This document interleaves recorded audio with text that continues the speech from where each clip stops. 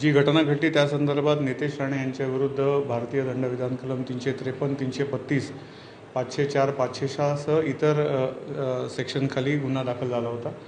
त्या संदर्भात कणकवली पोलिसांनी तपास करून त्यांच्याविरुद्ध दोषारोपपत्र दाखल केलं होतं आणि त्या संदर्भातील खटला ह्या न्यायालयात चालला आणि न्यायालयाने आज निकाल देऊन 353, 332 सह 506 आणि इतर सर्व गुन्ह्याखाली नितेश राणे आणि त्यांच्यासोबत जे इतर आरोपी होते यांची सर्वांची निर्दोष मुक्तता केलेली आहे।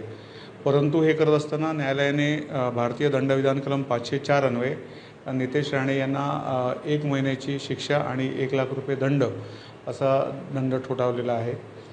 504 म्हणजे एखाद्या पब्लिक प्लेसमध्ये इन्सल्ट करून उद्युक्त करणे, लॉ अँड ऑर्डर सिच्युएशन निर्माण करणे अशा सेक्शनखाली त्यांना शिक्षा झालेली आहे आणि ती 1 महिन्याची शिक्षा आहे। परंतु न्यायालयामध्ये आम्ही लगेचच अर्ज केला आणि न्यायालयाने त्याला स्थगिती दिलेली आहे आणि त्याच्याविरुद्ध पुढील योग्य ती कायदेशीर कारवाई आम्ही लवकरच करू।